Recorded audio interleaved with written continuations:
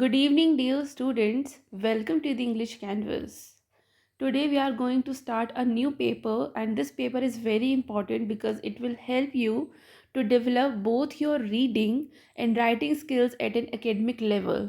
This paper is a part of University of Delhi English Honours Semester 6th. This is known as Research Methodology.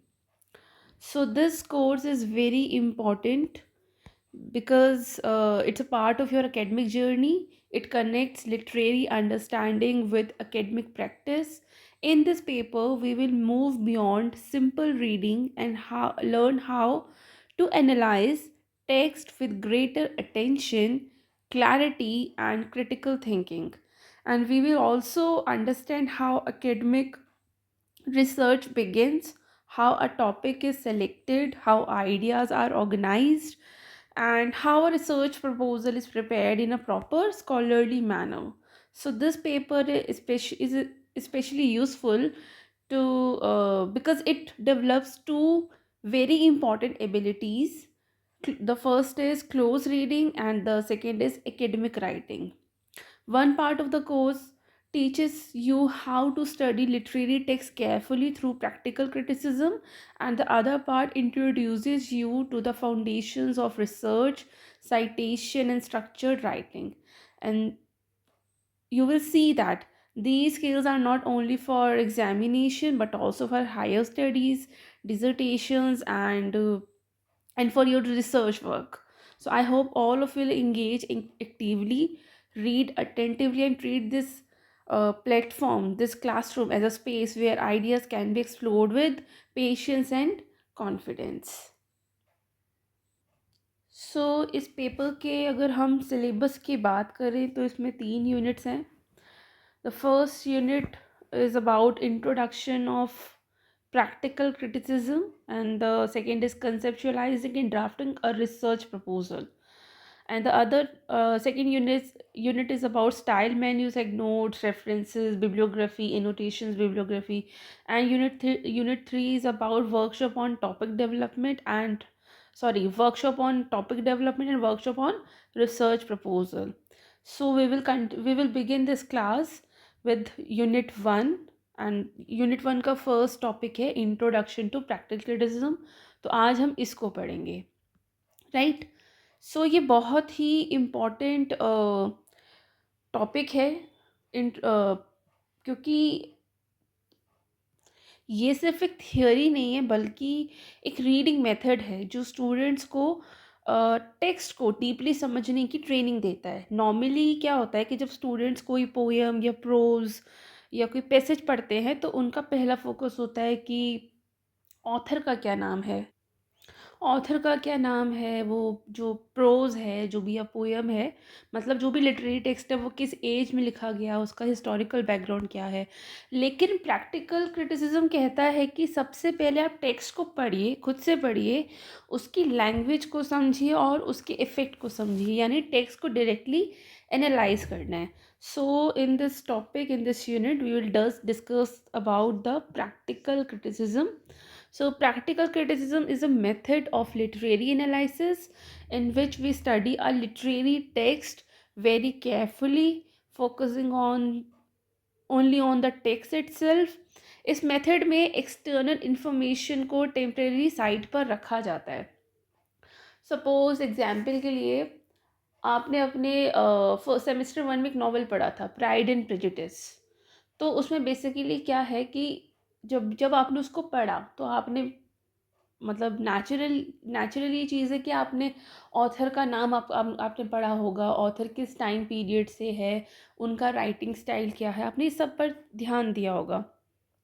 लेकिन practical criticism करते समय इन चीज़ों पर ध्यान नहीं देना है.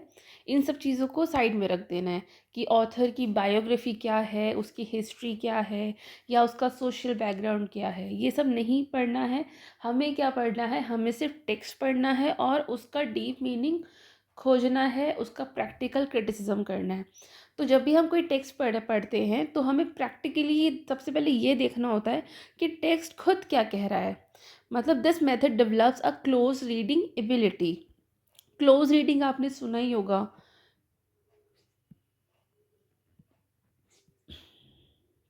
Sorry for this hand writing. Close reading का मतलब होता है कि हर एक वर्ड को बहुत ही ध्यान से पढ़ना, क्योंकि हर एक वर्ड बहुत इम्पॉर्टेंट है, हर एक लाइन काफ़ी मीनिंगफुल है। प्रैक्टिकल क्रिटिसिज्म बहुत इम्पॉर्टेंट होता है। अर्लियर जो लिटरेरी स्टडीज़ होती थी उसमें बहुत बार स्टूडेंट्स रेडीमेड इंटरप्रिटेशन पर डिपेंड रहते थे। उन्हें लगता था कि अगर ऑथर का बैकग्राउंड हमें पता है तो हमें टेक्स्ट समझ में आ जाएगा। जनरली स्टूडेंट्स भी यही करते हैं। अगर कोई पर्टिकुलर नॉवेल या पर्टिकुलर प्ले या कोई भी आपके सिलेबस में है तो आप क्या करते हैं, पहले गूगल पर जाकर उसका जो भी नाम है टेक्स्ट का उसको आप सर्च करते हैं। विकिपीडिया पर उसका प्लॉट समरी, कैरेक्टर्स, थीम ये सब पढ़ लेते हैं। और अगर बाय चांस उस टेक्स्ट के ऊपर अगर कोई मूवी भी बनी है तो आप उसको देख लेते हैं, फिर आप टेक्स्ट पढ़ते हैं। जबकि ऐसा नहीं करना है, क्योंकि अगर आप ऐसा करते हैं तो आप जो पहले से जो चीज़ें उससे क्या होता है कि आपको जो आपकी खुद की जो इंटरप्रिटेशन है किसी भी टेक्स्ट को लेके वो एक्टिव ही नहीं हो पाती है, क्योंकि आपको ऑलरेडी ऑथर का बैकग्राउंड पता होता है, आपको पता होता है कि इनका स्टाइल क्या है। तो आप कुछ भी नया समझने के लिए आप प्रिपेयर नहीं कर पाते खुद को। अगर ऑथर का आपको जैसे पता है कि ऑथर का आपको बैकग्राउंड पता हो गया तो टेक्स्ट समझ में आ जाएगा। आपको ऐसा लगता है, लेकिन ये बहुत गलत है। आपको टेक्स्ट तो समझ में आ जाएगा लेकिन आप उसको एनालाइज नहीं कर पाएंगे अच्छे से नेचुरल वे में। और उसका प्रैक्टिकल क्रिटिसिज्म तो बिल्कुल नहीं कर पाएंगे, क्योंकि क्रिटिक्स रियलाइज करते हैं यहाँ पर कि स्टूडेंट्स जो होते हैं ना अक्सर टेक्स्ट को खुद प्रॉपरली रीड ही नहीं कर पाते। और इसी प्रॉब्लम को सॉल्व करने के लिए प्रैक्टिकल क्रिटिसिज्म डेवलप हुआ। तो इस प्रैक्टिकल क्रिटिसिज्म की थियोरी में एक बहुत ही बड़े थिंकर हैं, IA रिचर्ड्स।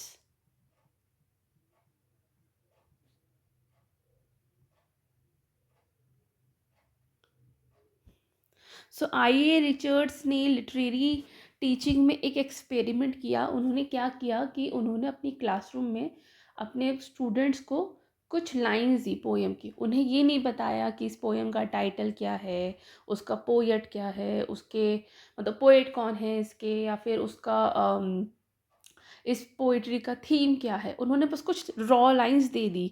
तो उन्होंने स्टूडेंट्स को पोएम दी without title, without author name, without date, without time period, कुछ नहीं बताया। और स्टूडेंट से कहा कि इसका इंटरप्रिटेशन लिखें। अब रिज़ल्ट जो हुआ वो इसका सरप्राइजिंग हुआ। क्यों? क्योंकि बहुत सारे स्टूडेंट्स ने पोएम को गलत समझ लिया। क्यों? रीज़न है इसके पीछे भी, क्योंकि वो लोग ना गेस कर रहे थे। वो लोग लाइंस को केयरफुली नहीं पढ़ रहे थे, वो लाइंस को गेस कर रहे थे। और यही उनका प्रैक्टिकल क्रिटिसिज्म ठीक से नहीं हो पाया। अपने स्टूडेंट्स की इंटरप्रिटेशन से उन्होंने IA रिचर्ड्स ने ये कंक्लूड किया कि स्टूडेंट्स नीड डिसिप्लिन रीडिंग। अगर हमें एक अच्छा प्रैक्टिकल क्रिटिसिज्म करना है तो हमको टेक्स्ट को केयरफुली पढ़ना पड़ेगा, without any support, without any pre conception, pre-assumptions, right? So practical criticism teaches intellectual discipline। ये मेथड हमें सिखाता है कि रीडिंग इमोशनल रिएक्शन तक लिमिटेड नहीं होनी चाहिए। सपोज अगर मैं आपको कोई पोएम के कुछ लाइंस दूँ, अगर उसे कोई कहे कि ये पोएम बहुत सुंदर है, बहुत ब्यूटीफुल लग रही है पोएम, तो सिर्फ ये कह देना कि पोएम बहुत ही सुंदर है, बहुत अच्छी लिखी हुई है, ये काफ़ी नहीं है। क्यों? क्योंकि इसके पीछे आपको वैलिड रीज़न देना पड़ेगा। अगर आप किसी पोएम को पढ़ने के बाद कहती हैं कि पोएम बहुत अच्छी है, तो वो क्यों है? कौन सी लैंग्वेज वहाँ यूज़ हुई? उस लैंग्वेज का आप पर क्या इम्पैक्ट पड़ा? उस पोएम को पढ़ने के बाद कौन सी इमेज आपके माइंड में मतलब आपके माइंड में क्रिएट हुई? और पोएट का क्या टोन है? ये आपको एक्सप्लेन करना पड़ेगा इन प्रैक्टिकल क्रिटिसिज्म। यही लिटरेरी एनालिसिस भी होती है, राइट? तो प्रैक्टिकल क्रिटिसिज्म टेक्स्ट को एक इंडिपेंडेंट ऑब्जेक्ट मानता है, यानी कि टेक्स्ट अपनी मीनिंग खुद कैरी करता है। अगर पोएम में सैडनेस है तो हमें टेक्स्ट से प्रूव करना होगा, सिर्फ कह देने से नहीं कि ऑथर सैड था उस समय उसकी लाइफ में बहुत कुछ गलत हो रहा था इसलिए उसने ये पोएम ऐसे लिख दी। नहीं, हमें ये टेक्स्ट को पढ़ने के बाद समझ में आना चाहिए कि हाँ उस समय ये इसने ऐसे ऐसे लिखा है, अपसेट लाइंस लिखी हैं इसने, इसका मतलब उस समय ये ऑथर या ये पोएट ये उदास था। हमें उसके काम से समझना चाहिए, राइट। सो प्रैक्टिकल क्रिटिसिज्म में कुछ फोकस एरिया होते हैं। जब हम टेक्स्ट एनालाइज करते हैं तो हमें कुछ इम्पॉर्टेंट चीज़ें देखने को मिलती है, जैसे कि डिक्शन। पहली चीज़ होती है डिक्शन। डिक्शन का मतलब होता है वर्ड चॉइस, मतलब राइटर कौन सी वोकैबलरी यूज़ करता है, कौन सी वोकैबलरी चूज़ करते हैं, सिंपल वर्ड्स यूज़ करते हैं या फिर एलिवेटेड वर्ड यूज़ करते हैं, इसको हम कहते हैं डिक्शन। जैसे कि मैं आपको दो टर्म्स देती हूँ, चाइल्ड एंड इन्फेंट।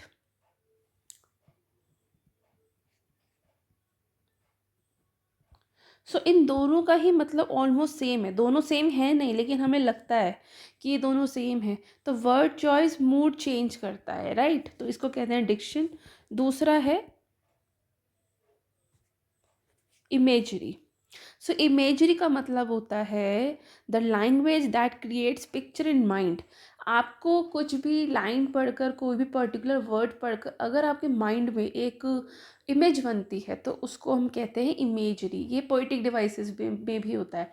जैसे मैंने आपको बोला चाइल्ड, तो ये वर्ड चाइल्ड पढ़ के आपकी इमेजिनेशन में छोटा बच्चा आ जाता है, राइट।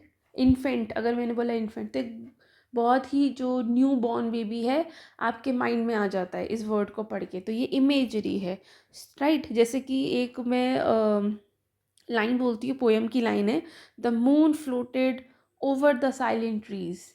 तो यहाँ आप मून, साइलेंट ट्रीज को इमेजिन कर पा रहे हैं, तो यहाँ रीडर के माइंड से विजुअल इमेजेस बन रही है, तो इसको हम कहेंगे इमेजरी। अब प्रैक्टिकल क्रिटिसिज्म यहाँ क्वेश्चन करेगा। अगर मैंने ये लाइन बोली है the moon floated over the silent trees, तो यहाँ पर क्वेश्चन ये होगा कि why silent trees, trees silent क्यों है, ग्रीन ग्रीन ट्रीज क्यों नहीं है इसकी जगह, साइलेंट ट्रीज क्यों है। तो यहीं से एनालिसिस शुरू होती है, राइट। तीसरी चीज़ है टोन। टोन बेसिकली हम कह सकते हैं राइटर का एटीट्यूड, कि राइटर का एटीट्यूड क्या है, जिस जब वो ये लाइंस लिख रहा है उसका एटीट्यूड क्या है। टोन सीरियस भी हो सकता है, टोन क्रिटिकल भी हो सकता है, टोन प्लेफुल भी हो सकता है, मतलब सेम सेंटेंस अलग टोन में डिफरेंट इफेक्ट क्रिएट करता है, राइट। फोर्थ है स्ट्रक्चर, राइट। सो टेक्स्ट का अरेंजमेंट भी इम्पॉर्टेंट होता है, मतलब पोएम में कौन एक लाइन कहाँ ब्रेक हुई है, सेंटेंस सडनली छोटा या बड़ा क्यों हो गया है, पैराग्राफ शिफ्ट क्यों हुआ है, पोएम में स्टेंजाज होते हैं तो वो स्टेंजाज चेंज क्यों हुए हैं, ये सब मीनिंग को अफेक्ट करता है। मतलब स्ट्रक्चर भी बहुत इम्पॉर्टेंट होता है कि जैसे अब एक पोएम है उसमें 3 से 4 स्टेंजाज हैं और हर एक स्टेंजा में 4 से 5, 5, 6, 7, 8 जितनी भी लाइंस हैं, तो वो कब ब्रेक हो रही हैं, अलग शिफ्टिंग कब हो रही है स्टेंजास की, तो ये जो स्ट्रक्चर है ये भी डिपेंड करता है। मतलब ये जो अरेंजमेंट होता है पोइट्री का, ये भी काफ़ी इम्पोर्टेंट होता है, ये सब मीनिंग को अफेक्ट करता है, राइट। अब यहाँ पर आई ए रिचर्ड्स के 4 इम्पॉर्टेंट एलिमेंट्स हैं जिनको हम डिस्कस करेंगे। आई ए रिचर्ड्स ने लिटरेरी मीनिंग को, मतलब प्रैक्टिकल क्रिटिसिज्म थियोरी है इनकी, आई ए रिचर्ड्स की, जो कि आपके कोर्स में भी, आपके सिलेबस में भी मेंशन्ड है। तो आई ए रिचर्ड्स ने लिटरेरी मीनिंग को समझने के लिए 4 एलिमेंट्स दिए हैं। पहला एलिमेंट है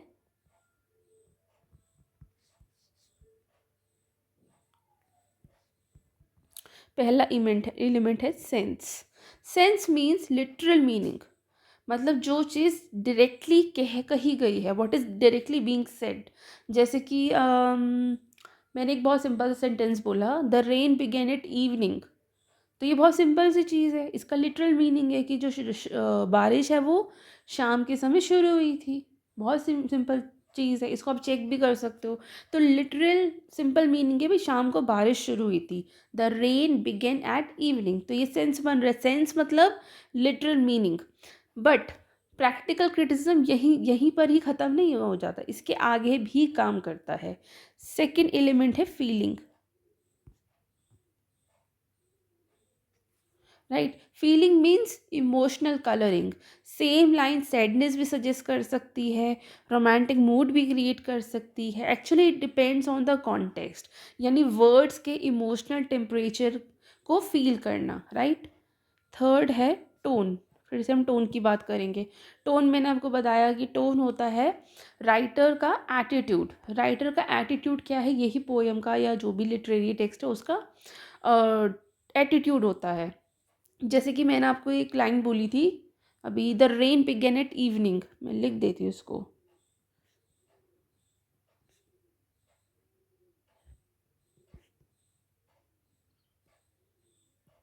right, the rain began at evening. So इसका जो टोन है, देखो ये सेंस है इसका, the rain began at evening, कि लिटरल मीनिंग है भाई शाम को बारिश शुरू हुई थी। फीलिंग इसकी कुछ भी हो सकती है। हो सकता है उसने खुशी में बताया कि भाई शाम को बारिश हो गई थी शुरू, या वो दुखी है कि बारिश हो रही है, उसे किसी की याद आ रही है, तो ये फीलिंग भी हो गई। अब अगर हम टोन की बात करें तो the rain began at evening का जो टोन है वो पीसफुल भी हो सकता है, कि भी अब इसको बहुत जो ऑथर है इसको बहुत ही पीसफुल लग रहा है बारिश होना। या ये थ्रेटनिंग थ्रेटनिंग भी हो सकता है, जैसे कल रात बारिश हुई, कल शाम को इतनी ज़ोर से बारिश हुई थी, आंधी तूफान सब आ गया था। तो जो लोग घर से बाहर थे उनके लिए ये चीज़ थोड़ी सी थ्रेटनिंग भी हो सकती है। So it depends on surrounding words, right. Fourth element है intentions. Intention means writer want to do what, वो क्या करना चाहता है, उसकी इंटेंशन क्या है। वो जो भी पोइट्री कर रहा है या जो भी वो पर्टिकुलर टेक्स्ट लिख रहा है, उसके पीछे ऑथर की, पोएट की, राइटर की इंटेंशन क्या है, वो करना क्या चाहता है। मतलब वो डिस्क्राइब करना चाहता है, या वो क्रिटिसाइज करना चाहता है, या वो क्वेश्चन पूछना चाहता है, या फिर वो किसी मेमोरी को इवोक करना चाहता है। तो इंटेंशन की बात होती है। तो ये आइडेंटिफाई करना बहुत ज़रूरी है कि जो भी टेक्स्ट आप पढ़ रहे हैं उसके पीछे ऑथर की क्या इंटेंशंस हैं। तो ये चार एलिमेंट्स हैं, चार चार फोर इम्पॉर्टेंट, मतलब फोर इम्पॉर्टेंट एलिमेंट्स हैं आई ए रिचर्ड्स के, जो लिटरल मीनिंग को समझने के लिए बहुत ज़रूरी है। Sense, feeling, tone and intentions, right. अब आगे बात करते हैं, जैसे मैंने शुरू में आपको बोला था क्लोज रीडिंग की। अगर आपको प्रैक्टिकल क्रिटिसिज्म करना है तो क्लोज रीडिंग बहुत इंपॉर्टेंट है। तो इसका कुछ तरीका होता है, मतलब क्लोज रीडिंग के बिना आप प्रैक्टिकल क्रिटिसिज्म कर ही नहीं सकते। अगर आपको प्रैक्टिकल क्रिटिसिज्म करना है तो क्लोज रीडिंग यानी कि बहुत ही केयरफुली रीडिंग करना बहुत ज़रूरी है। इसका एक पूरा प्रोसीजर होता है, जैसे कि क्लोज रीडिंग करते हैं तो आप टेक्स्ट को बहुत ही केयरफुली और स्लो रीड करते हैं। स्लो रीड करने का मतलब ये नहीं कि एक वर्ड अभी पढ़ा और दूसरा 10 मिनट बाद, नहीं। आपने एक वर्ड पढ़ा, एक सेंटेंस पढ़ा, अब आप उसको अपने माइंड में, अपने हार्ट में उसको इवैल्यूएट करेंगे, राइट। तो स्टूडेंट्स को क्लोज रीडिंग करनी चाहिए। स्लो रीडिंग मतलब डीप रीडिंग करनी चाहिए। स्लो रीडिंग नहीं बोलेंगे इसको हम, इसको बोलेंगे डीपली आपको रीड करना है। तो इस डीप रीडिंग के थ्रू आपको सेंटेंस को डिकोड करना है। तो इस क्लोज रीडिंग के लिए बीइंग अ टीचर हमें स्टूडेंट्स को इनकरेज करना चाहिए। क्योंकि अगर वो इनकरेजमेंट नहीं होगा तो वो डीप रीडिंग नहीं करेंगे। क्यों, और डीप रीडिंग, क्लोज रीडिंग करना क्यों ज़रूरी है, क्योंकि सेम लाइन के मल्टीपल मीनिंग्स बन जाते हैं, राइट। क्योंकि फर्स्ट रीडिंग जब आप किसी भी चीज़ को पढ़ते हैं, किसी भी टेक्स्ट को पढ़ते हैं, तो फर्स्ट रीडिंग जो होती है उसकी सरफेस मीनिंग देती है, ठीक है। जैसे आपने किसी कहानी को पढ़ा तो आपको एक ऊपर ऊपर से कहानी पता चल गई, आप उसका गहरा मतलब नहीं समझ पाए। लेकिन जब उसको दूसरी बार पढ़ोगे, तीसरी बार पढ़ोगे, तो लेयर्स हैं उसकी ना, कई लेयर्स होंगी। तो वो जितनी बार आप उसको पढ़ोगे उतनी लेयर्स वो हटती जाएगी। जैसे आपने पहली बार पढ़ा तो आपको सरफेस मीनिंग पता चला, जब आपने दूसरी बार पढ़ा, मतलब जब आप पहली बार पढ़ा तो आपको सरफेस मीनिंग पता चला, आप एक लेयर हट गई। जब आपने दूसरी बार पढ़ा तो जो हिडन पैटर्न था वो दिखाई देने लगा आपको। फिर जब आपने तीसरी बार पढ़ा तो आपको इमोशनल डेप्थ दिख गया। तो ऐसे ये प्रोसीजर होता है। जैसे कि अब मैं आपको एक सेंटेंस लिख कर देती हूँ। सो ये सेंटेंस है, the leaves fail quietly in the empty yard. देखिए, अगर हम ये फोर एलिमेंट्स को यहाँ पर देखें तो इसका सेंस क्या है, यानी कि इसका लिटरल मीनिंग क्या है कि पेड़ से पत्तियां धीरे धीरे गिर रही है एम्प्टी यार्ड में। अगर हम बात करें फीलिंग की, तो फीलिंग इसमें क्या है कि शायद पोएट उदास है या पोएट पीसफुल फील कर रहा है। टोन की अगर हम बात करें यहाँ पर, तो टोन आप मुझे कमेंट सेक्शन में बताएं कि आपको क्या टोन समझ में आता है और इंटेंशन क्या समझ में आती है पोएट की सिर्फ इस एक लाइन से। चलिए आगे समझते हैं इसको। जैसे ये हमने पढ़ा, the leaves fail quietly in the empty yard. तो इसको जब हमने एक बार पढ़ा तो इसका फर्स्ट मीनिंग ये आया कि पत्तियां गिर रही हैं, राइट। बट डीपर मीनिंग अगर हम देखें इसका, तो लीव्स जो है गिर रही हैं, तो ये डिस्क्राइब करता है ऑटम को, ऑटम सीजन को। बेसिकली ऑटम सीजन में पत्तियां गिरती हैं। ऑटम सीजन यहाँ लिखती हूँ,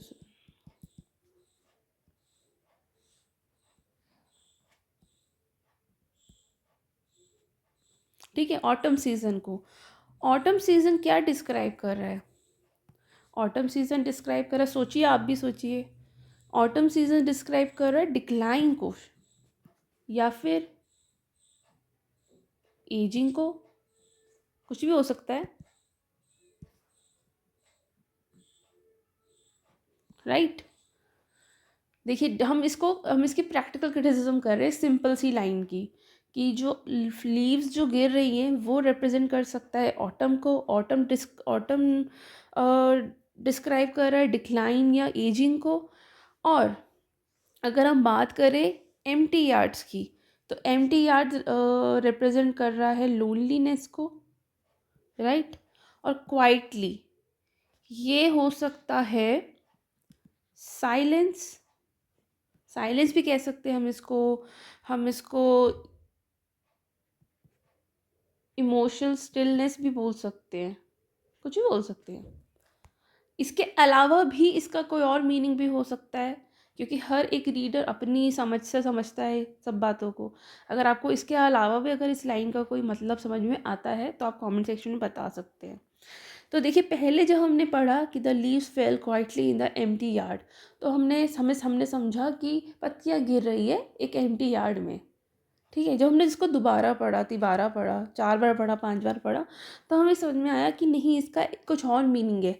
पत्तियां गिर रही है मतलब कुछ ख़त्म हो रहा है, जैसे इंसान की लाइफ ख़त्म हो रही है, भाई एजिंग हो रही है उसको, है ना, उसकी लाइफ ख़त्म है, डिक्लाइन हो रहा है, या कुछ जो शुरू हुआ था कोई प्रोसेस कोई प्रोसीजर वो ख़त्म हो रहा है।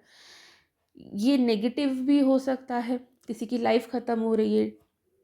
पत्तियां गिर रही है मतलब इसका ऑटम सीजन चल रहा है। क्वाइटली यानी कि क्वाइटली, क्वाइटली गिर रही है मतलब साइलेंस है। साइलेंस को हम पीस भी कंसीडर कर सकते हैं, और पीस को और साइलेंस को सिर्फ पीस ही नहीं, फियर भी कंसीडर कर सकते हैं, इमोशनल स्टिलनेस भी कंसीडर कर सकते हैं, राइट। तो यहाँ पर इतनी ये चीज़ें होती है। अब यहाँ पर ना एक और चीज़ है जो इसी लाइन के प्रैक्टिकल क्रिटिसिज्म में रेज होती है। कई बार क्या होता है कि एक ही सिंपल लाइन के कई सारे मतलब निकलते हैं। अब एक मतलब तो मैंने आपको ये बताया कि पत्तियां गिर रही है मतलब कोई चीज़ ख़त्म हो रही है, लेकिन कोई कहेगा कि भाई पत्तियां गिर रही है तो अब नई पत्तियां आने वाली हैं, तो ये बिगनिंग भी हो सकती है। तो कई बार क्या होता है, literature often gives you more than one meaning. तो जब कोई भी लिटरेचर आपको एक से ज़्यादा मीनिंग देता है तो उसको हम कहते हैं एम्बिगिटी इन लिटरेचर। एम्बिगिटी का मतलब होता है एक से ज़्यादा meaning. So literature often gives more than one meaning, this is known as ambiguity. एक word intentionally double meaning carry कर सकता है। जैसे एक वर्ड है लाइट, तो लाइट के कई सारे मीनिंग है। लाइट ब्राइटनेस भी है, लाइट होप भी है, लाइट नॉलेज भी है, लाइट स्पिरिचुअल अवेकनिंग भी है। तो यहाँ पर स्टूडेंट्स को पॉसिबिलिटी देखनी चाहिए। अब आप मुझे लाइट का अगर कोई और मीनिंग भी आप समझते हैं तो आप वो बता सकते हैं, राइट। तो ये सब चीज़ें हमें समझनी पड़ती हैं, हमें समझनी चाहिए अगर हम प्रैक्टिकल क्रिटिसिज्म सीखना चाहते हैं। सो बेसिकली ये प्रैक्टिकल क्रिटिसिज्म जो है ना, ये एक तरह का मेथड है. Practical criticism is a method of studying literature in which we focus directly on the text itself and try to understand its meaning through careful reading. अगर हम आसान शब्दों में बोले ना कि प्रैक्टिकल क्रिटिसिज्म का मतलब है analysing a poem, a prose, a passage और any literary text by paying attention to the language, to the structure, to the tone, to the imagery and the effects of words used in the text. इस approach में सबसे important बात यह है कि हम अगर किसी टेक्स्ट को पढ़ते हैं तो हमें ऑथर, उसकी बायोग्राफी, उसका हिस्टोरिकल बैकग्राउंड, उसका सोशल कॉन्टेक्स्ट या कोई भी आउटसाइड रेफरेंस पर ध्यान नहीं देना है. हमारी इंटरप्रिटेशन इन सब चीज़ों पर डिपेंड नहीं करेगी. The first step always begin with the text itself. The idea is that before knowing who wrote the text or in which period it was written, a text should first understand what the text itself is communicating. आप किसी भी poem को पढ़ रहे हैं, आप ये मत समझिए कि वो किसने लिखा है, किस कॉन्टेक्स्ट पर लिखा है. आप इसको मत पढ़िए, आप पहले टेक्स्ट को पढ़िए. So this method became important because earlier literary studies often depended too much on external information. आप पढ़ तो लेते हैं एक्सटर्नल इंफॉर्मेशन के बाद आप टेक्स्ट को अच्छे से पढ़ लेते हैं, लेकिन प्रैक्टिकल क्रिटिसिज्म नहीं हो पाता है, right. So students would first ask कि ऑथर कौन है, which age does the text belong to, what was happening historically at that time. But मतलब आप पढ़ रहे हैं किसी भी नॉवल को तो आगे आप पूछ सकते हैं. But if you are a critique, so critique felt that many students were doing this without actually reading of the text carefully. So practical criticism changed this habit and taught that the text must be read closely before anything else. तो इसी point को आगे समझते हुए there is a thinker, the major thinker associated with this method is I. Richards. He introduced this method in literary teaching to train the students in disciplined reading. ये उन्होंने कहीं ऐसे कोई अलग से क्लास में नहीं सिखाया था. उनकी ही जो क्लास थी, वहाँ जो उनके स्टूडेंट थे, वहाँ उन्होंने इस चीज़ को एक्सपेरिमेंट किया था, right. He gave poems to students without title, without author's name, without any historical explanation. जैसे आपको पेपर में पहले आता था ना स्कूल लेवल पर, अनसीन पैसेज, अनसीन पोएम, वहाँ आपको कुछ भी मेंशन नहीं होता था, ना पोएट का नाम, ना ऑथर का नाम, ना कोई टाइटल, बस आपको कुछ लाइंस दी होती थी. तो वो होता है एक्चुअल प्रैक्टिकल क्रिटिसिज्म. सो रिचर्ड्स ने भी ऐसे किया because his purpose was to see how students interpreted the poem when they had only the text in front of them. So through this experiment he discovered that many readers made mistakes because they read carelessly, guessed meanings and depended on personal assumptions. So practical criticism therefore the teaches close reading. Close reading भी हमने discuss किया. Close reading का directly meaning ये है reading every word carefully and understand why a particular word has been chosen. क्या रहता है ना कि होता ये है कि लिटरेचर में ना कोई भी वर्ड बिना किसी रीज़न की नहीं है. In literature no word is accidental. Every word carries a meaning, a tone, an emotion, a suggestion. जैसे यही मैंने सेंटेंस की जो बात की थी, the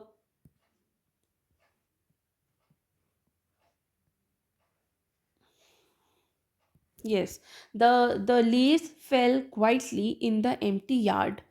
At the first reading it simply describes falling leaves, but practical criticism asks deeper questions कि ये जो वर्ड है क्वाइटली, ये यहाँ क्यों लिखा है, इसको क्यों यूज़ किया, इसका क्या रीज़न है, क्या इसका कोई और मतलब है.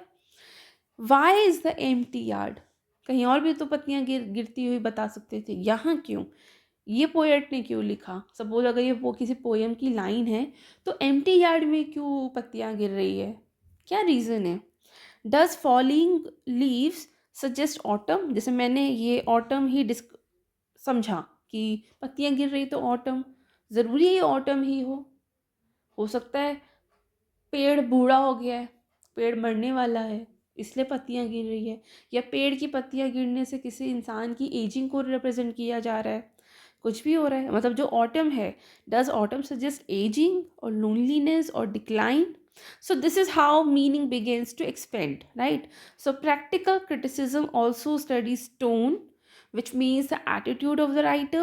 So a sentence may look simple, but tone can make it serious, ironic, sad, or a playful. So being the reader, we must ask what emotional attitude is present in the language, right? यहाँ हमने imagery की बात की थी, मैंने, ये बहुत important है यहाँ पर इमेजरी। इमेजरी का मतलब क्या है? इमेजरी का मतलब है the words that create picture in your mind, right? जैसे यही है, the leaves fail quietly in the empty yard, right? एक और सेंटेंस मैंने बोला था, पता नहीं लिखा नहीं यहाँ पर, the moon floated above the silent trees, right? So here the moon is not just described, the line creates stillness and the atmosphere. So practical criticism helps students notice such effects, right? It also studies ambiguity, where one word or one line may suggest more than one meaning. So literature often becomes powerful because meanings are layered rather than fixed. अगर किसी literature की, किसी particular literature की एक से ज़्यादा meaning है, layers में मीनिंग है, तो ये बहुत अच्छी चीज़ है उस लिटरेचर के लिए। जो मतलब इसका समझ में ये आता है कि जो ऑथर है उसने बहुत ही खूबसूरती से लिटरेचर को लिखा है, जिसमें लेयर्स है, जिसमें एक से ज़्यादा मीनिंग बन रहे हैं, राइट? मतलब एक अच्छा लिटरेचर वो होता है जिसके कई सारे मतलब हो। मतलब एक लिटरेचर को हम तब पावरफुल कह सकते हैं जब उसके पास लेयर्स ऑफ मीनिंग्स हो, राइट? ना कि कोई फिक्स्ड मीनिंग हो। रिचर्ड्स के अकॉर्डिंग हमने 4 एलिमेंट्स की बात की थी। ये 4 एलिमेंट्स, जिसमें से सबसे पहले मैंने सेंस की बात की थी। सेंस का मतलब है डायरेक्ट और literal meaning of the words. Feeling के बाद मैंने ये की कि जो फीलिंग होती है इसका मतलब होता है इमोशंस, जो कि लैंग्वेज कैरी करती है। टोन मैंने आपको बताया ही था, इसका मतलब होता है राइटर का एटीट्यूड। और इंटेंशन मतलब purpose behind the writing. So these 4 elements help the reader to move from surface meaning to deeper interpretation. So practical criticism is a very important because it develops intellectual discipline. It teaches students not to accept meaning quickly, but to examine how the meaning is produced. So, in I.A. Richards' classroom teaching, this method is highly useful because students learn to support every interpretation with textual evidences.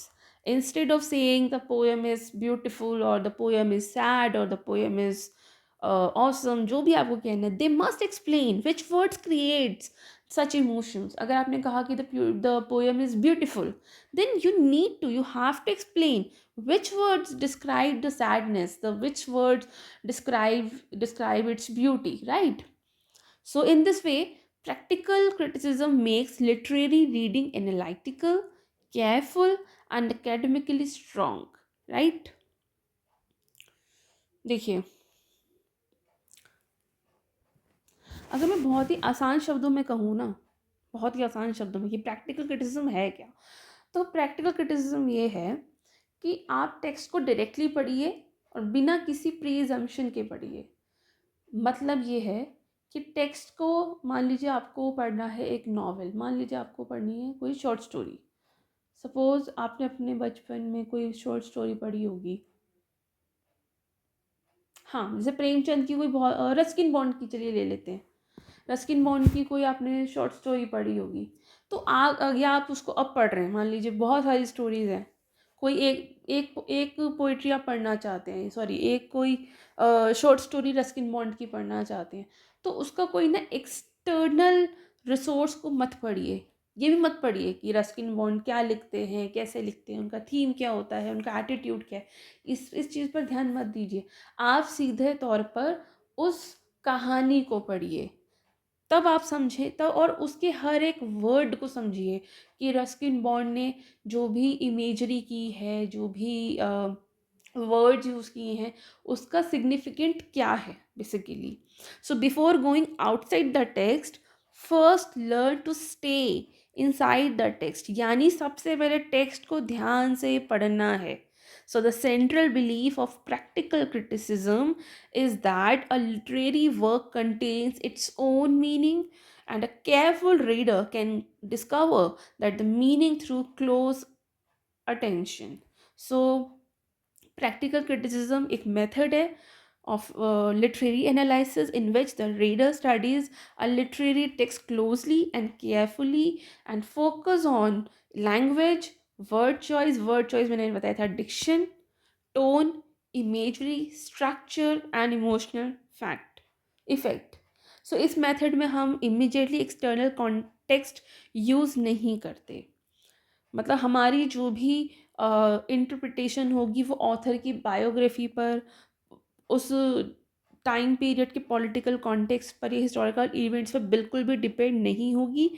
बस हम वही समझेंगे जो text हमसे कहना चाह रहा है। अब ये मेथड क्यों ज़रूरी है, प्रैक्टिकल क्रिटिसिज्म क्यों ज़रूरी है? हमको नहीं करते हम प्रैक्टिकल क्रिटिसिज्म, वैसे ही पढ़ लेते हैं टेक्स्ट को।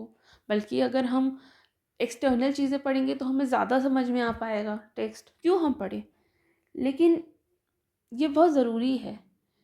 क्यों? क्योंकि अगर हम सब कुछ पुराना पढ़ के ही उसको समझेंगे तो नया कहाँ से इन्वेंट होगा।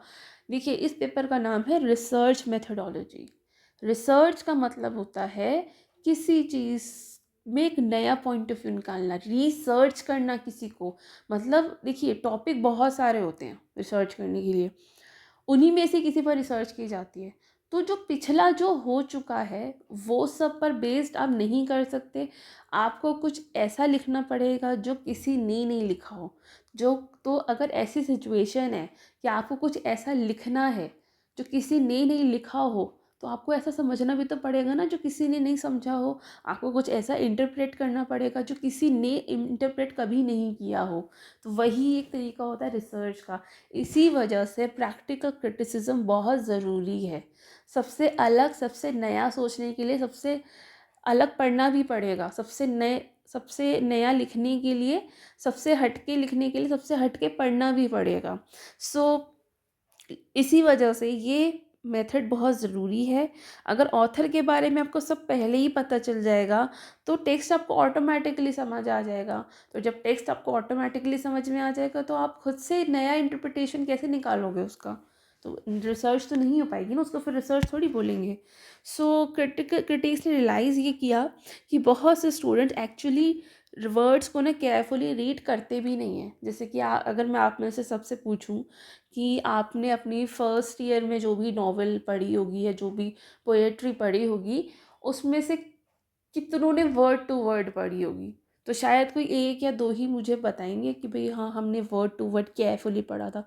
बाकी सभी ने केयरफुली नहीं पढ़ा होगा। किसी ने उसको गूगल पे पढ़ा होगा, किसी ने उसको किसी क्रिटिकल एस्से के थ्रू पढ़ लिया होगा, किसी ने अपने टीचर का लेक्चर सुन लिया होगा, उनकी इंटरप्रिटेशन को समझ लिया होगा, किसी ने गूगल से प्लॉट समरी पढ़ ली होगी, किसी ने उस पर मूवी देख ली होगी, और सिंपल। तो एक्चुअल वर्ड टू वर्ड तो आपने पढ़ा ही नहीं है ना? एक्चुअल रीडिंग की ही नहीं है। इसलिए प्रैक्टिकल क्रिटिसिज्म डेवलप किया गया है as a discipline of careful reading, right? अब जैसे मैंने आपको बोला कि आई रिचर्ड्स जो है इसके मेन थिंकर हैं।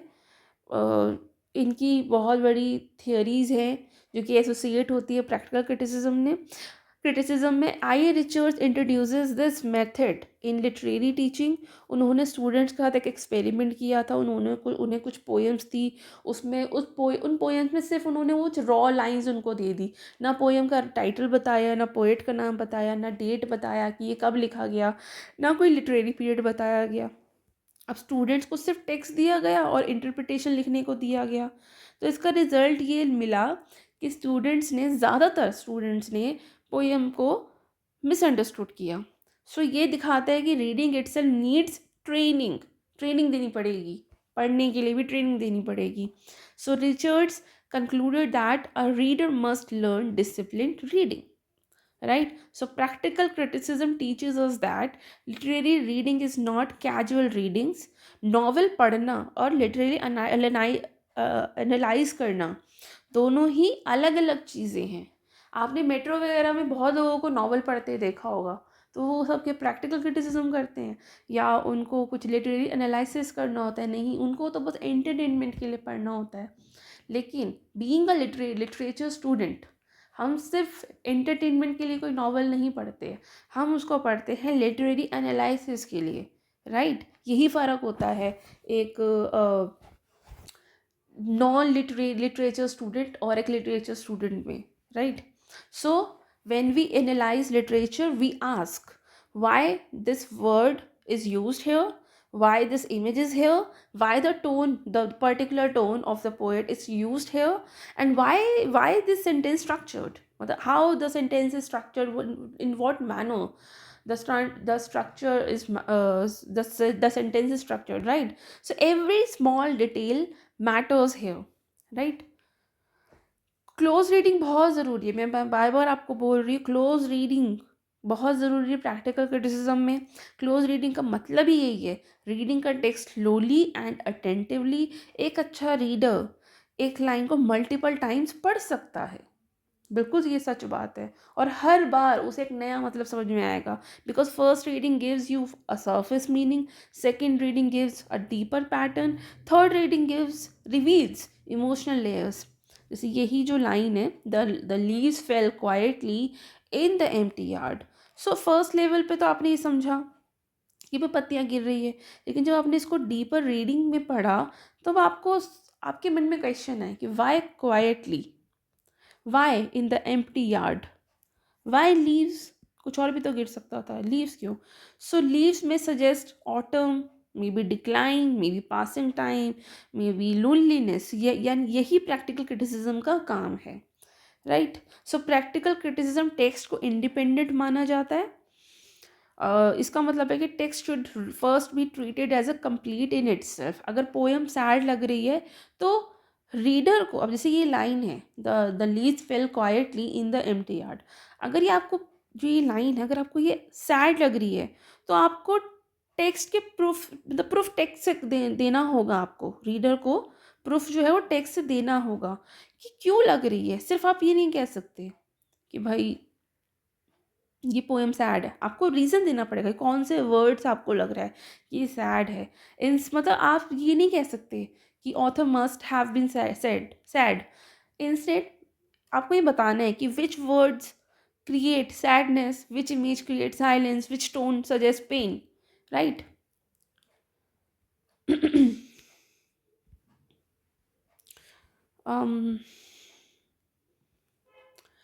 अब बात करते हैं एम्बिग्यूटी की. जिससे मैंने आपको बताया कि एक लिटरेचर को तब पावरफुल माना जाता है जब वो एम्बिग्यूअस होता है, मतलब जब उसके एक से ज़्यादा मीनिंग होते हैं. So literature often allows more than one meaning, this is known as ambiguity. जैसे कि लाइट की अगर हम बात करते हैं तो ये ब्राइटनेस भी है, होप भी है, नॉलेज भी है. अब कुछ जो कॉमन रीडिंग एरर होते हैं, जैसे कि उसको समझने से पहले हमें इस पॉइंट पर बात करनी पड़ेगी, स्टेटमेंट एंड एक्सप्रेशन. देखिए, in literary criticism, specially in practical criticism, language is not treated as a simple communication only. So I.A. Richards explained that whenever we read a literary text, we must ask, is the language giving information or is it expressing feeling? So इसी difference को समझने के लिए दो बहुत ही important terms use होते हैं, जिसका नाम है स्टेटमेंट एंड एक्सप्रेशन. ये दोनों ही लिटरेरी जजमेंट के लिए एसेंशियल हैं. क्यों? क्योंकि हर सेंटेंस का पर्पस सेम नहीं होता. अगर हम बात करें स्टेटमेंट की, ठीक है, तो a statement is a language which used mainly to communicate information, fact और डायरेक्ट मीनिंग. सो स्टेटमेंट का प्राइमरी फंक्शन होता है to tell something clearly. It can usually be tested for truth or falsehood. जैसे कि मैं आपको एक line दूँ अगर, the sun rises in the east, ठीक है, तो ये स्टेटमेंट है। क्यों? क्यों है ये स्टेटमेंट? क्योंकि ये एक फैक्चुअल इन्फॉर्मेशन दे रहा है ये भाई सूरज जो है वो ईस्ट से उग रहा है। इसको आप चेक भी कर सकते हो, कहीं साउथ से तो नहीं उग रहा, मैं गलत तो नहीं बोल रही हूँ, चेक कर लिया आपने, राइट।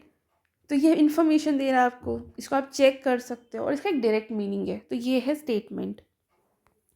अब जैसे कि एक और सेंटेंस में बोलती हूँ, the water boils at 100 degree Celsius. ये भी एक स्टेटमेंट है। क्यों? क्योंकि इसका भी पर्पस है इन्फॉर्मेशन देना, राइट। अब हम बात करते हैं स्टेटमेंट इन लिटरेचर। अब लिटरेचर में तो स्टेटमेंट होता है, तो लिटरेचर में भी स्टेटमेंट हो सकता है, but literary statement often simple information, मतलब ऐसा मान सकते हैं हम कि जो लिटरेरी स्टेटमेंट होता है ना, वो सिंपल इंफॉर्मेशन से बियॉन्ड चला जाता है। जैसे कि एक सेंटेंस मैं बोलती हूँ यहाँ पर, द नाइट इज़ कोल्ड, ठीक है, सरफेस लेवल पर, फर्स्ट रीडिंग में सरफेस लेवल होता है ना, तो हमें समझ में आया कि दिस इज अ स्टेटमेंट कि भाई रात बड़ी कोल्ड थी।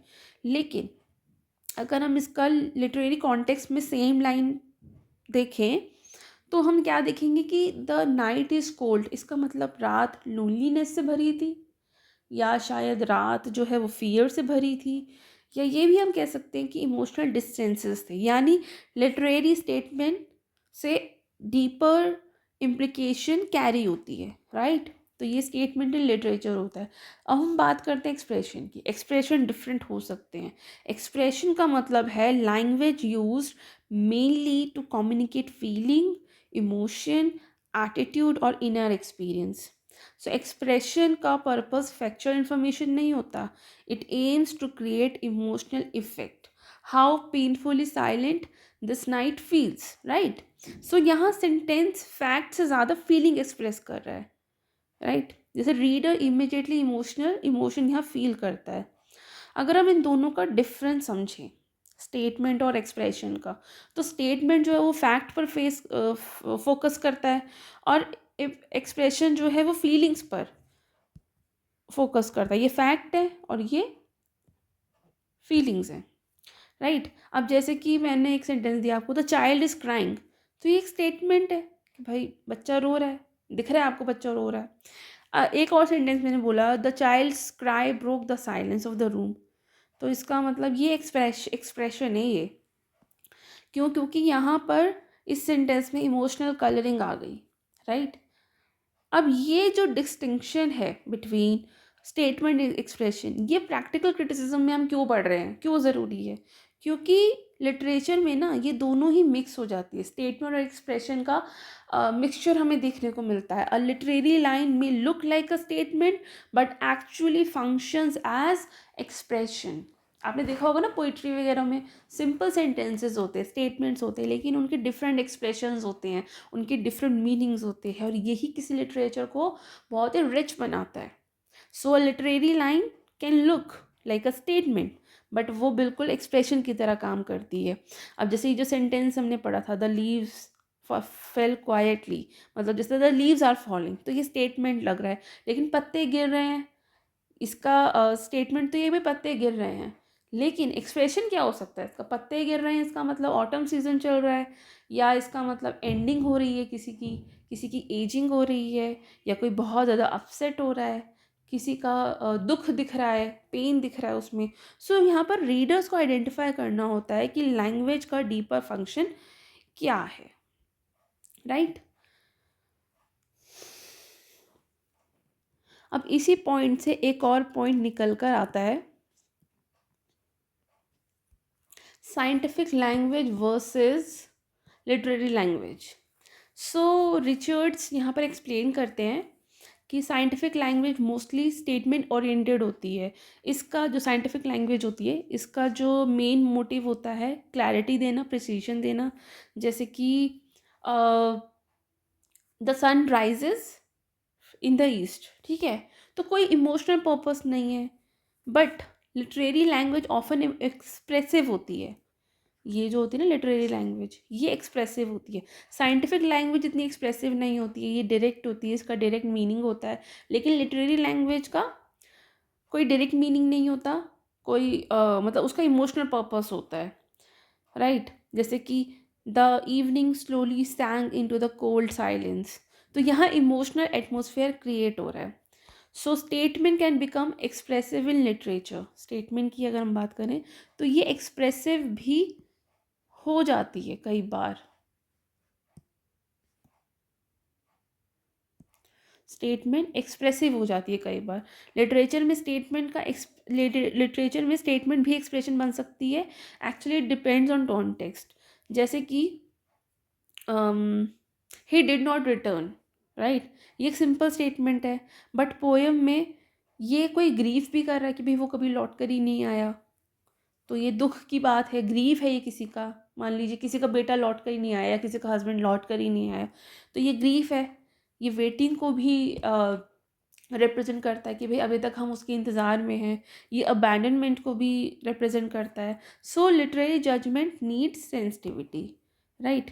अब अगर एक्सप्रेशन का हम रीडर रिस्पॉन्स से कनेक्ट करें तो expression directly affects reader emotion. A good literary reader ask, भाई क्यों ये फीलिंग प्रोड्यूस हुई। अगर हम एक्सप्रेशन की बात करें, जैसे मैंने बोला he did not return, right, ये सेंटेंस है। अब यहाँ पर एक्सप्रेशन जो है, एक्सप्रेशन एंड जो रीड मतलब जो एक्सप्रेशन है, it directly affects readers response, readers emotion. तो एक अच्छा जो रीडर होगा वो पूछ सकता है कि भाई ये फीलिंग जो है, ही डिड नॉट रिटर्न से जो फीलिंग आई सैडनेस की, ये क्या फीलिंग, मतलब इससे जो फीलिंग है वो क्या फीलिंग प्रोड्यूस हुई। इससे फीलिंग प्रोड्यूस हुई सैड वाली, है ना, अपसेट वाली।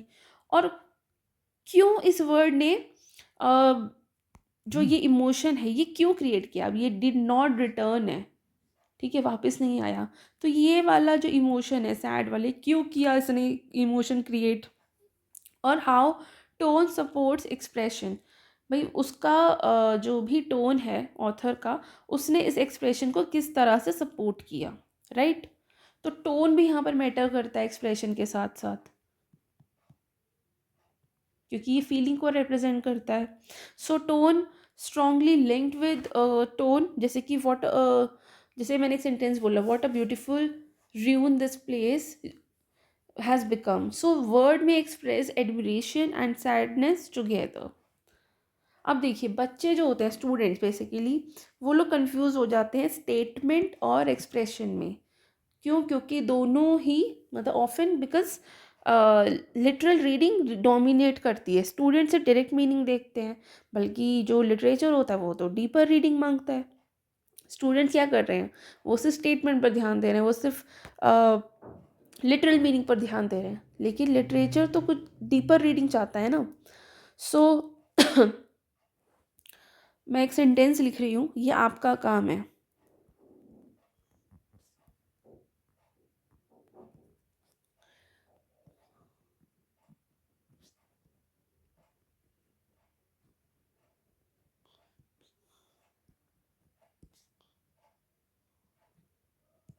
ये सेंटेंस है, the lamp burned through through the through out the night.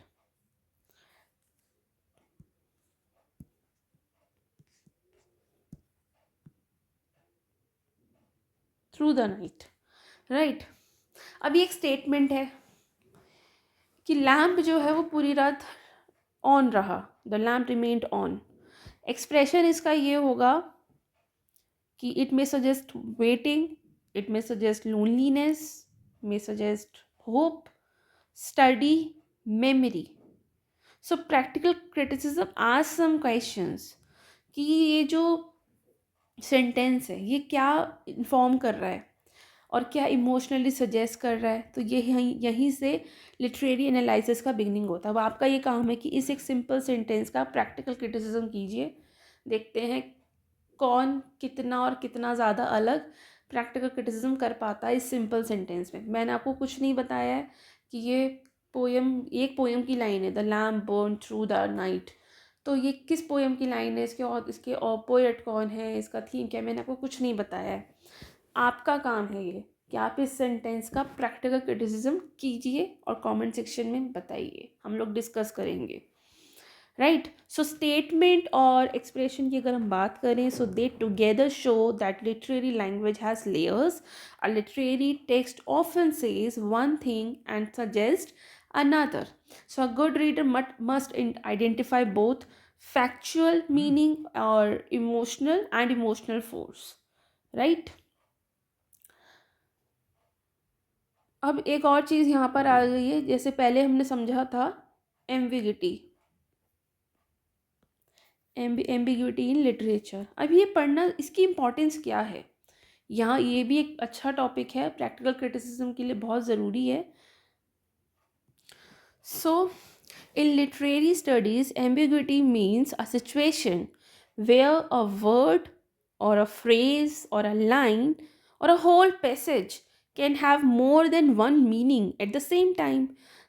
Simple language में बोलूँ ना आपको मैं, तो जब तक एक्सप्रेशन एक ही वक्त में मल्टीपल मीनिंग सजेस्ट करे उसे एम्बिग्विटी कहते हैं.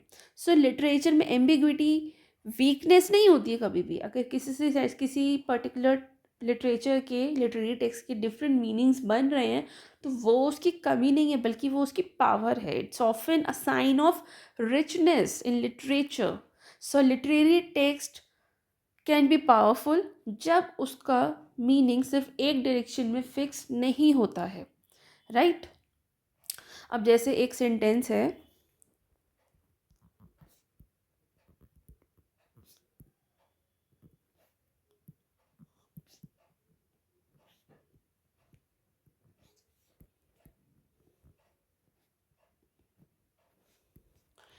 a child saw the man with a telescope. अब देखिए यहाँ पर इसके कई मीनिंग बन सकते हैं. पहला मीनिंग तो इसका ये है, the child saw the man with a telescope, मतलब बच्चे ने एक आदमी को देखा टेलीस्कोप की हेल्प से. मतलब ये जो टेलीस्कोप है ये बच्चे के पास है, इस टेलीस्कोप के साथ उसने दूर किसी खड़े आदमी को देख लिया. एक मीनिंग तो इसका ये हो गया. दूसरा मीनिंग हो गया, बच्चे ने एक आदमी को देखा जिसके पास टेलीस्कोप था. मतलब उसने एक आदमी को देखा, मतलब ये बच्चा है, ये बड़ा आदमी है, इसके पास ये टेलीस्कोप है. ये देखो थोड़ी ड्राइंग बेकार है मेरी, ये टेलीस्कोप है. ऐसा नहीं होता टेलीस्कोप, ऐसा ऐसा कुछ होता है, ठीक है? तो भाई ये टेलीस्कोप इसके पास है. इस बच्चे ने एक आदमी को देखा, इसके साथ एक टेलीस्कोप था. एक मतलब तो इसका ये है. और दूसरा मतलब क्या है, बच्चे ने टेलीस्कोप से दूर खड़े एक आदमी को देखा. एक मतलब ये है और दूसरा मतलब ये है. अगर आपको कोई तीसरा मतलब भी समझ में आता है तो कमेंट सेक्शन में बताइए. तो ये है एम्बिग्विटी. तो यानी ग्रामर सेम है, देखो कहीं ग्रामर का चेंज हुआ क्या, लेकिन दोनों ही मतलब इसके सही हैं. The child saw the man with the telescope, child ने देखा टेलीस्कोप से एक आदमी को. The child saw the man with the telescope, child ने देखा एक आदमी के पास भाई ये टेलीस्कोप था. तो बेसिकली ग्रामर का तो चेंज हुआ नहीं, लेकिन फिर भी एक से ज़्यादा मीनिंग आ गया. तो लिटरेचर में एम्बिग्विटी और भी डीप होती है. क्यों? क्योंकि वर्ड्स इमोशनल और सिंबॉलिकल मीनिंग भी कैरी करते हैं. अब एम्बिग्विटी क्यों इंपॉर्टेंट है? लिटरेचर रियल लाइफ की तरह कॉम्प्लेक्स होती है. जैसे रियल लाइफ होती है ना, बहुत ज़्यादा कॉम्प्लेक्स होती है. तो रियल इमोशंस, क्योंकि रियल इमोशंस होते हैं इसमें, और रियल इमोशंस कभी भी सिंपल नहीं होते, इसीलिए लिटरेचर में भी एम्बिग्विटी होती है. सो एक पोएट, एक राइटर एक ही लाइन में मल्टीपल इमोशनल पॉसिबिलिटीज़ को क्रिएट करता है, and this makes reading deeper. और एम्बिग्विटी से ही रिचनेस आती है, ठीक है? और सिंपल सेंटेंस में कैरी मेनी लेयर्स, राइट? और एम्बिग्विटी जो होती है ना, वो एनकरेज करती है क्लोज रीडिंग को. एम्बिग्विटी रीडर को स्लो रीडिंग के लिए फोर्स करती है. अगर मीनिंग इमिजिएटली फिक्स हो जाएगा तो एनालिसिस शेलो रह जाएगी. But ambiguity ask why this word is use here, what other meaning is possible in this sentence, और क्या हिडन मैसेज है, क्या हिडन सजेशन है. तो इसी से प्रैक्टिकल क्रिटिसिज्म स्ट्रांग होता है, right? So ambiguity and literary judgment. I A Richards के अकॉर्डिंग लिटरेरी जजमेंट तब स्ट्रांग होती है जब रीडर्स एम्बिग्विटी को नोटिस करें. अगर रीडर्स सिर्फ फर्स्ट मीनिंग को कंसीडर कर ले और डीपर पॉसिबिलिटीज़ को इग्नोर करे तो जजमेंट इनकम्प्लीट हो सकती है, right. So ambiguity reflects and also ambiguity reflects emotional complexity.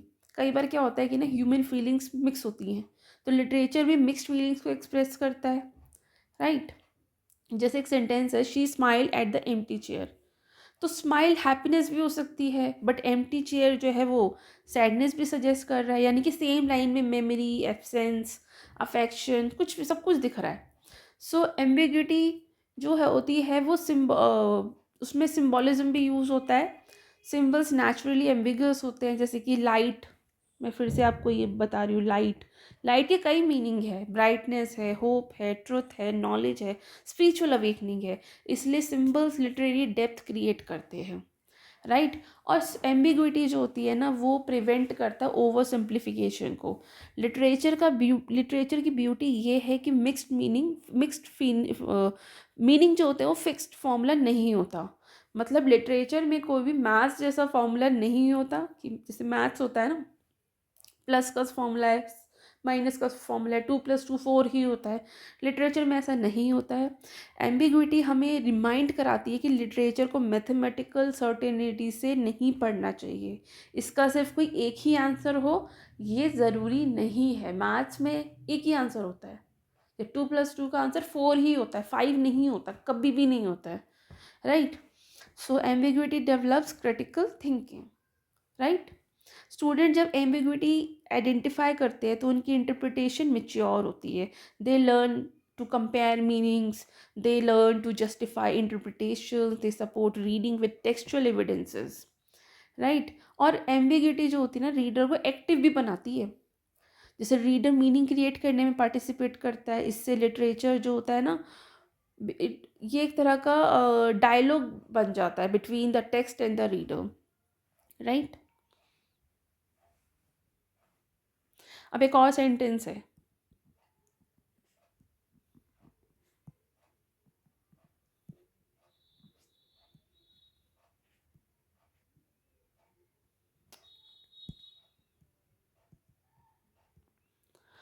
The door remained open all night.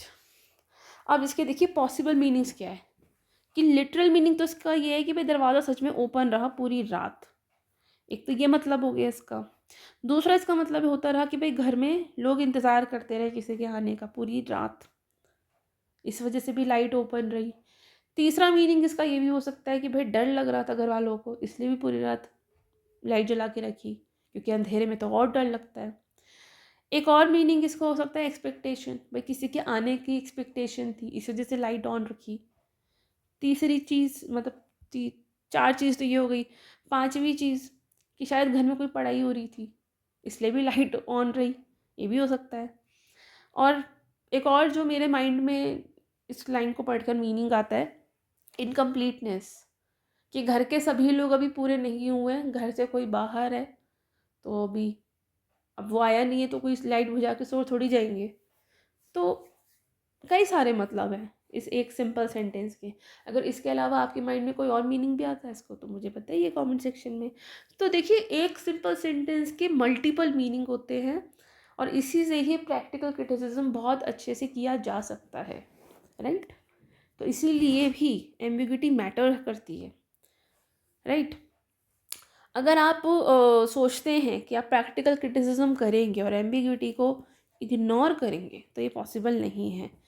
Practical criticism कभी भी एम्बिग्विटी को इग्नोर नहीं करता है। Instead it ask which meanings are possible, कितने मीनिंग्स और पॉसिबल हैं। अब इस सेंटेंस में भी और इस सेंटेंस में भी कितने सारे मीनिंग मैंने आपको बताया, पर लेकिन वही सिर्फ लिमिटेशन नहीं है, इसके अलावा भी और भी कई मीनिंग हो सकते हैं। And which meaning is the strongest one, meaning तो बहुत सारे हैं लेकिन कौन सा आपको स्ट्रॉन्गेस्ट लगता है।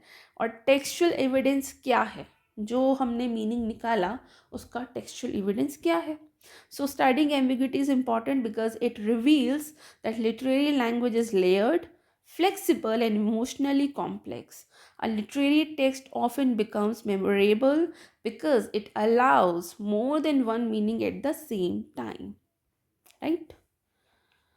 अब इसके बाद इसी आपके सिलेबस में कुछ डिफ़िकल्टीज़ की बात हुई है, राइट? मतलब प्रैक्टिकल क्रिटिसिज्म और लिटरेरी इंटरप्रिटेशन में बहुत ही इम्पोर्टेंट कॉन्सेप्ट है ये टेंशन्स, सॉरी टेंशन नहीं, 10 डिफ़िकल्टीज़। मैं टेंशन पढ़ लिया इसको, no, 10 difficulties. So 10 difficulties I A Richards का, ये भी आई ए रिचर्ड्स की थियोरी है। ये बहुत ही इम्पॉर्टेंट कंसेप्ट है। क्यों? क्योंकि रिचर्ड्स ने यहाँ एक्सप्लेन किया था कि स्टूडेंट्स लिटरेरी टेक्स्ट को समझते टाइम कौन सी कॉमन डिफ़िकल्टीज़ फेस करते हैं।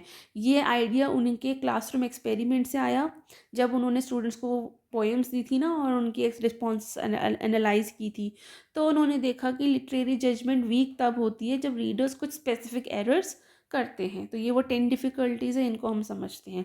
Actually, na I.A. Richards believe that reading literature is not easy because many hidden obstacles can come between the text and the reader. A reader often thinks कि उसने ना text समझ लिया है, but actually interpretation incomplete होती है। इसलिए I.A. Richards identified 10 major difficulties which affect literary understanding. तो ये और यही डिफ़िकल्टी शो करती है कि why literary judgment needs training. तो सबसे पहली जो डिफ़िकल्टी है वो है making out the plain sense of poetry. It means difficulty of making out the sense. तो सबसे पहले डिफ़िकल्टी होती है लिटरल मीनिंग समझना। कभी सेंटेंस का डायरेक्ट मीनिंग ही क्लियर नहीं होता स्टूडेंट्स को। क्यों? क्योंकि लैंग्वेज कंडेंस होती है, राइट? सो आप पोएम में यूज़ अनयूजुअल सिंटैक्स और इन्वर्जन, तो यहाँ पे ना रीडर क्या होता है, कंफ्यूज हो सकता है कि एक्चुअल स्टेटमेंट है क्या। इसलिए पहला टास्क ये है कि सेंटेंस को ग्रामेटिकली समझा जाए कि उसका लिटरल मीनिंग क्या है, राइट? दूसरी डिफ़िकल्टी है सेंशुअस एप्रीहेंशन। कभी कभी क्या होता है कि रीडर्स वर्ड्स को रीड तो करता है बट इमेज जो होती है वो मेंटली क्रिएट नहीं कर पाता। तो लिटरेचर में सेंसरी इमेजिनेशन बहुत इम्पॉर्टेंट है। सेंसेस अगर आपके काम नहीं कर रहे, मतलब आपका इमेज क्रिएट नहीं हो रहा है, लिटरेचर को पढ़कर, पोएम को पढ़कर अगर आपके माइंड में इमेज क्रिएट नहीं हो रही है, तो ये डिफ़िकल्टी है प्रैक्टिकल क्रिटिसिज्म को करते हुए। क्यों? क्योंकि लिटरेचर में सेंसरी इमेजिनेशन बहुत इंपॉर्टेंट होती है। अब जैसे ये सेंटेंस है, the child saw the man with a telescope, तो इस तरह की इमेज माइंड में बनेंगी। अगर ये नहीं बन रही है तो आप कैसे प्रैक्टिकल क्रिटिसिज्म कर पाओगे, राइट? दूसरी डिफ़िकल्टी इसी से मिलती जुलती इमेजरी, राइट? इमेज को लिटरली समझ लेना भी प्रॉब्लम है। जैसे कि मतलब लिटरली उसको मीनिंग ले लेना, जैसे कि द विंड विस्पर्ड। अक्सर आपने पोएम्स वगैरह में ये लाइन पढ़ी होगी, द विंड विस्पर्ड। अब विंड जो है वो लिटरली तो यार बात नहीं करेगी ना, कैसे पॉसिबल है? विंड किसी से बात थोड़ी करेगी लिटरली। तो रीडर्स को मेटाफर समझना पड़ेगा कि ये मेटाफर है। अब जैसे बोलते हैं ना कि गुलाबी आंखें, अब किसी की आंखें गुलाबी कैसे हो सकती है? अनलेस उसने लेंस लगाया हो, मतलब उसने कोई लेंस लगाया पिंक कलर का, तब हम समझ सकते हैं भाई आंखें किसी की गुलाबी हैं। लेकिन अगर कोई लेंस नहीं लगाया है तो किसी की आंखें गुलाबी कैसे हो सकती है? तो ये इमेजरी में हम समझेंगे। मतलब ये गुलाबी आंखें जो हैं इसका लिटरल मीनिंग नहीं है, इसका ये एक मेटाफर है कि भाई कोई किसी के साथ प्यार में है, कोई किसी के साथ बहुत अच्छा फील कर रहा है, इसलिए उसको उसकी आंखें गुलाबी हो गई हैं, राइट? पिंक स्काई, स्काई का भी पिंक थोड़ी होता है, हमें ऐसा पिंक लग रहा है क्योंकि हम बहुत अच्छा फील कर रहे हैं, तो ये इमेजरी है, राइट?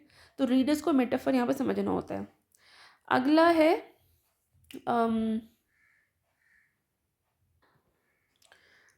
नेमोनिक इररिलेवेंस। इसका मतलब होता है मेमोरी। तो जब रीडर किसी पोएम या लिटरेरी टेक्स्ट को पढ़ते वक्त अपनी पर्सनल मेमोरीज में चला जाए, पास्ट एक्सपीरियंसेस को याद करने लग जाए और उसका इमोशनल एसोसिएशन हो जाए, तो वो अननेसेसरीली टेक्स्ट पर इम्पोज कर देता है। तो यानी टेक्स्ट कुछ और कह रहा होता है लेकिन रीडर अपनी ही मेमोरीज की वजह से उसका मीनिंग डिस्टॉर्ट कर लेता है। ऐसा क्यों होता है? ऐसा इसलिए होता है क्योंकि लिटरेचर ना सर्टेन वर्ड्स यूज़ करता है जो रीडर के माइंड में पर्सनल मेमोरीज एक्टिवेट कर देते हैं।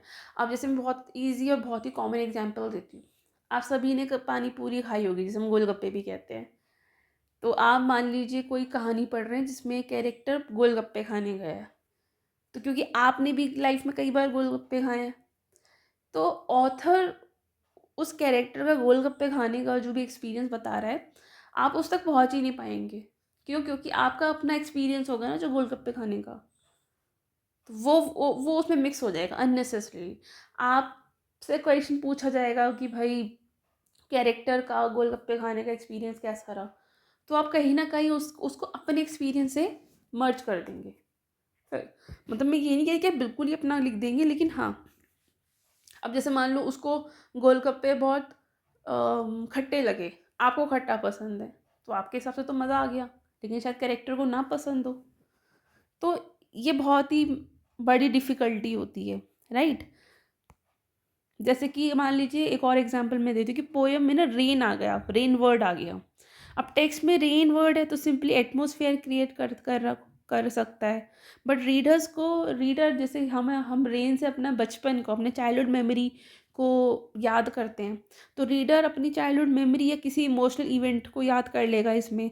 अब reader starts interpreting the poem through the personal memory instead of the textual evidence. तो ये मेमोरी रिलेटेड इरेलीवेंस आ जाता है, राइट? अब इसको इरेलीवेंस क्यों कहते हैं? क्योंकि ये मेमोरीज जो होती हैं जो कि आपकी थी, so those memories may be emotionally strong but text के एक्चुअल मीनिंग से डायरेक्टली रिलेट नहीं होती है, तो रीडर्स का रिस्पॉन्स जेन्युइन हो सकता है बट लिटरेरी जजमेंट यहाँ वीक हो जाएगी if interpretation only based on personal memory, right? Fifth point है स्टॉक। अच्छा, इस वाले में ना, ये इररिलेवेंस में रिचर्ड्स का कंसर्न ये था कि रिचर्ड्स ने ऑब्जर्व किया कि स्टूडेंट्स जो हैं पोएम के वर्ड से अपनी पर्सनल इमोशनल एसोसिएशन बना लेते हैं। उनका फोकस टेक्स्ट से शिफ्ट होकर प्राइवेट मेमोरीज पे चला जाता है, देन लिटरेरी जजमेंट डिस्टॉर्टेड हो जाती है, ठीक है? तो उनका कहना ये था कि because of because practical critic demands text first memory later, so the reader can feel personally affected but the interpretation must remain controlled, right? अब नेक्स्ट पढ़ते हैं स्टॉक रिस्पॉन्सेस। देखिए, स्टॉक रिस्पॉन्सेस का मतलब इसका मतलब होता है रेडीमेड रिएक्शंस। एक्चुअली क्या होता है कि रीडर्स ना पहले से फिक्स्ड इमोशनल रिस्पॉन्सेस लेकर आते हैं। जैसे कोई वर्ड है, मान लीजिए आप कोई पोइट्री पढ़ रहे हैं जहाँ पर कोई पेट्रियाटिक वर्ड्स आ गए। अब पेट्रियाटिज्म तो आपके अंदर भी है, तो सर्टेन पेट्रियाटिक वर्ड्स देखते ही ऑटोमेटिक रिएक्शन आ जाता है, but literary reading requires fresh attention. Practical criticism demand करता है कि आप फ्रेश अटेंशन दें, लेकिन आपके अंदर पहले से स्टॉक्ड है कुछ रिस्पॉन्सेस, कुछ गुस्सा या कोई एंगर या कोई कोई भी रिवेंज या कुछ भी, तो आप वहाँ उसको यूज़ कर लेते हो, राइट? नेक्स्ट है सेंटिमेंटैलिटी। तो कभी कभी ना रीडर्स एक्स्ट्रा इमोशनल हो जाते हैं विदाउट एनालिसिस। सो जैसे मान लीजिए आपने बचपन में कोई भूत देखा था और आप बहुत ज़्यादा डर गए थे, आज भी ट्रोमेटिक फील करते हैं उस इंसिडेंट से, और आपने कोई स्टोरी पढ़ी जिसमें बच्चा जो है, आप ही जब मतलब एक छोटा बच्चा जो आपके जैसा था, वो भी भूत से डर गया, तो सेंटिमेंट हो गए ना, आपके सेंटिमेंटल हो गए आप, तो आपके इमोशंस जो हैं वो स्ट्रॉन्ग हो गए। बट लिटरेरी जजमेंट में कंट्रोल करना ज़रूरी है। टू मच सेंटिमेंट्स जो होता है वो क्रिटिसिज्म को वीक कर देता है। सेवेंथ है इनहिबिशन। क्या होता है, कई बार रीडर्स जो है इमोशनली ब्लॉक्ड होता है, टेक्स्ट का फीलिंग रिसीव नहीं कर पाता, यानी कि इमोशनल पार्टिसिपेशन यहाँ पर एब्सेंट हो जाता है, इनहिबिशन हो जाता है। डॉक्ट्रीन्स एडिशंस, इसका मतलब है कि रीडर्स अपने बिलीव्स को यहाँ इम्पोज करता है। अब वो बिलीव्स कुछ भी हो सकते हैं, वो religious, political, moral believes text पर डोमिनेट करता है, तो टेक्स्ट ऑब्जेक्टिवली समझना डिफ़िकल्ट हो जाता है। मान लीजिए कोई भी पर्टिकुलर टेक्स्ट है, वो आपके रिलीजियस बिलीफ्स के बिल्कुल अगेंस्ट है, तो आप नहीं समझेंगे ना उसको, आप उससे अग्री नहीं करेंगे ऑथर से, आप उसकी बात को समझेंगे ही नहीं, आप प्रैक्टिकल क्रिटिसिज्म कर ही नहीं पाएंगे, क्योंकि आपके बिलीव्स के एकदम अगेंस्ट है वो। नेक्स्ट है टेक्निकल प्रिजम्पशंस। कई बार क्या होता है, रीडर्स फिक्स्ड लिटरेरी रूल्स लेकर टेक्स्ट को जज करता है, जैसे कि poetry should always in rhyme, तो ये बहुत बड़ा वो है फिक्स्ड एक्सपेक्टेशन। तो ये भी फिक्स्ड एक्सपेक्टेशंस जो होती हैं वो रीडिंग को लिमिट कर देता है। आपको ये लगता है कि पोएम तो भाई राइम रिदम में होनी चाहिए, राइमिंग वर्ड्स में ख़त्म होनी चाहिए, तो जो पोएम राइमिंग नहीं होगी वो आपको पसंद ही नहीं आएगी, आप उसको अच्छे से पढ़ेंगे ही नहीं, फील ही नहीं करेंगे, आपको फीलिंग ही नहीं आएगी कि आप पोएम पढ़ रहे हैं। तो यहाँ पर भी प्रैक्टिकल क्रिटिसिज्म नहीं हो पाएगा। 10th and the most important जो ये डिफ़िकल्टी है, जनरल क्रिटिकल प्रीकंसेप्शंस, ये भी काफ़ी हद तक पहले जैसा ये कि आपका ना कुछ क्रिटिकल प्रीकंसेप्शंस बन जाते हैं, जो आप जनरलाइज कर देते हो। तो यहाँ पर भी इसकी वजह से भी टेक्स्ट को आप समझ ही नहीं पाते हो, टेक्स्ट की ऑब्जेक्टिवली समझना मुश्किल हो जाता है, क्योंकि कुछ फिक्स आपके कंसेप्शंस बन जाते हैं जो वहाँ पर ब्रेक हो रहे होते हैं। तो हम इंसान ही हैं आखिर, हम अपने इमोशंस की वजह से वो चीज़ कर नहीं पाते, इसलिए भी यहाँ पर प्रैक्टिकल क्रिटिसिज्म अच्छे से नहीं हो पाता है। अब ये 10 डिफ़िकल्टीज़ बहुत इंपॉर्टेंट है, क्योंकि स्टूडेंट्स इन्हीं डिफ़िकल्टीज़ को फेस करते हुए टेक्स्ट को मिसरीड करते हैं। तो आई रिचर्ड्स का एम था कि स्टूडेंट्स अपनी रीडिंग हैबिट्स को कॉन्शियसली इम्प्रूव करें और इन डिफ़िकल्टीज़ को फेस करें, मतलब इन पर कुछ काम करें। सो स्टूडेंट्स को जब पोएम दी जाए तो उनसे पूछना चाहिए कि उनको ये इसका लिटरल मीनिंग क्लियर हुआ या नहीं, उन्हें इमेजरी समझ आ रही है नहीं, पोएम का टोन क्या है, कोई बायस तो नहीं आ रहा है। So this develop better literary judgment. So these 10 difficulties show that reading literature is not automatic. A good literature must become aware of hidden obstacles. तभी तो practical criticism meaningful हो पाएगा, right? और स्टूडेंट्स को समझना चाहिए कि पर्सनल कनेक्शन नेचुरल है, बट एकेडमिक इंटरप्रिटेशन में टेक्सचुअल सपोर्ट होना ज़रूरी है, राइट? सो आज की क्लास हम यहीं ख़त्म करते हैं। अभी ये टॉपिक पूरा नहीं हुआ है, इसमें भी और भी चीज़ें हैं, इसको हम करेंगे अपनी नेक्स्ट क्लास में, क्योंकि ऑलरेडी क्लास बहुत बड़ी हो गई है।